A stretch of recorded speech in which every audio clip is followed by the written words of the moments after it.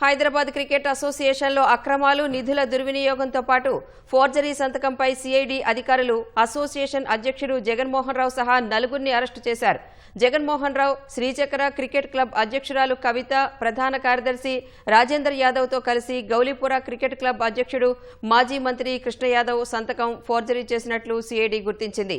దీంతో సిఐడి అధికారులు కేసు నమోదు చేశారు. మరోవైపు హెచ్సీఏలో అక్రమాలు, నిధుల దుర్వినియోగంపై టీసీఏ అధ్యక్షుడు గురువారెడ్డి ఫిర్యాదు చేశారు. ఈ మేరకు సిఐడి కేసు నమోదు చేసింది. దర్యాప్తు చేపట్టిన సిఐడి హెచ్సీఏ అధ్యక్షుడు జగన్మోహన్ రావు, కోశాధికారి శ్రీనివాసరావు, సీఈఓ సునీల్, శ్రీచక్ర క్రికెట్ అసోసియేషన్ అధ్యక్షురాలు కవిత, ప్రధాన కార్యదర్శి రాజేందర్ యాదవ్పై కేసు నమోదు చేసి 5గురిని అరెస్టు చేసినట్లు సిఐడి అదనపు డీజీ చారు సిన్హా తెలిపారు. అటు 5గురు నిందితులకు గాంధీ ఆసుపత్రిలో వైద్య పరీక్షలు పూర్తి చేశారు.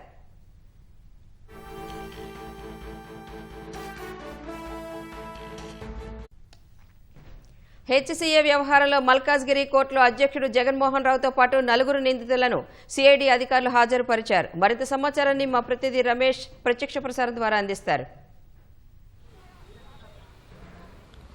హైదరాబాద్ క్రికెట్ అసోసియేషన్ అధ్యక్షుల పదవిని కైవసం చేసుకోవడానికి జగన్మోహన్ రావు నకిలీ పత్రాలను సృష్టించి తర్వాత ఫోర్జరీ చేసి తనను కైవసం చేసుకున్నట్లు సిఐడి అధికారులు కేసు నమోదు చేసిన సంగతి తెలిసింది. అయితే దీంట్లో మొత్తం 6 పైన కూడా కేసు నమోదు చేసినట్టు తెలిసింది. అయితే ప్రస్తుతం 5గురిని అరెస్ట్ చేయడం జరిగింది. ఒకరు పరారులో ఉన్నట్టు తెలిసింది. 5గురిని కూడా విచారణ తర్వాత గాంధీ ఆసుపత్రిలో వైద్య పరీక్షలు నిర్వహించడం జరిగింది. నిర్వహించిన అనంతరం కూడా మల్కాజ్గిరి కోర్టులో హాజరుపరిచి ప్రస్తుతం వాదనలు అయితే కొనసాగుతున్నాయి. దీంట్లో అతని కోర్టులో హాజరుపరిచే సమయంలో కూడా జగన్మోహన్ రావు ఇటు మీడియా ముందు మీడియా పోయే ముందు కూడా మీడియాతో మాట్లాడడం జరిగింది. నన్ను అక్రమంగా అరెస్ట్ చేయడం జరిగింది, అక్రమంగా అదుపులో తీసుకున్నారు, ఇటు లా ప్రాక్కి సంబంధించి కూడా ఎలాంటి నోటీసులు ఇవ్వకుండా కేవలం అదుపులో తీసుకొని విచారించి నేరుగా రిమాండ్కు తరలిస్తారని చెప్పి కూడా తన వాదన అయితే వినిపించడం జరిగింది. మరొక పక్క అధికారులు ఇప్పటికే అతనికి సంబంధించి కూడా ఎవరైతే గురువారెడ్డి ఇచ్చిన ఫిర్యాదు మేరకు సిఐడి అధికారులు కూడా లోతైన దర్యాప్తు అయితే చేయడం జరిగింది. దర్యాప్తులో భాగంగా ఈ కుంభకోణం సంబంధించి కూడా పూర్తి స్థాయిలో దర్యాప్తు చేసి తర్వాత కొంతవరకు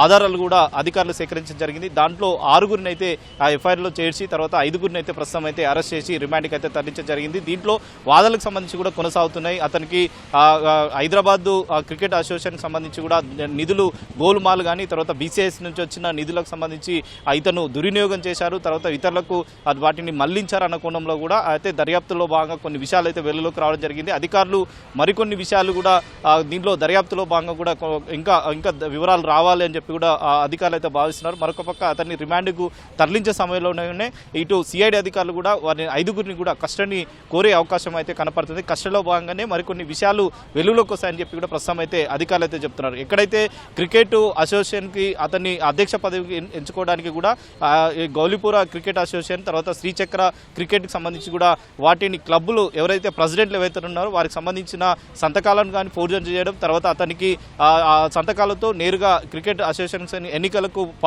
ఇటు అధ్యక్ష పదవికి నిలబడడం, తర్వాత అనంతరం అతను గెలవడం జరిగింది. కానీ అతనికి సంబంధించిన గోల్మాల్లో కూడా అత్యధికంగా భారీగా కోట్ల రూపాయల వరకు కూడా గోల్మాల్ చేశారని చెప్పి కూడా ఒక ఆరోపణలు ఉన్న నేపథ్యంలో కూడా అధికారులు ఆ కోణంలో ప్రస్తుతం దర్యాప్తు అయితే చేస్తున్నారు. దీంట్లో గురువారెడ్డి ఇచ్చిన ఫిర్యాదు మేరకు అయితే ప్రస్తుతం సిఐడి అధికారులు లోతైన దర్యాప్తు అయితే చేయడం జరిగింది. నిధుల దుర్యోగం జరిగినట్లు చాలా స్పష్టంగా అధికారులు కూడా గుర్తించి తెలిసింది. దీంట్లో ఈ అక్రమాలకు జగన్మోహన్ రావుతో పాటు హెచ్ఐసి కోశాధికారి శ్రీనివాసు తర్వాత సీఓ సునీల్ కూడా పూర్తిగా అతనికి సహకరించినట్లయితే సిఐడి అధికారులు అయితే కొంతవరకు ఆధారాలు కూడా సేకరించినట్టు తెలిసింది. మరి రిమాండ్కి సంబంధించి కూడా మరి కోర్టు అంటే ఎలా ఈ వాదనల తర్వాత ఎలా ఒక రిమాండ్కి సంబంధించి రిమాండ్కి తరలిస్తుందా లేదా అని చూడాలి. ఎందుకంటే న్యాయవాదులు ఇటు జగన్మోహన్ రావు కానీ తర్వాత అతని న్యాయవాదులు అయితే లా ప్రాసెస్ ప్రకారం తమకు నోటీసులు ఇవ్వకుండా కనీసం ఎలాంటి నోటీసులు లేకుండా నేరుగా అదుపులో తీసుకొని అక్రమంగా నన్ను అదుపులో తీసుకొని విచారించడం జరిగింది.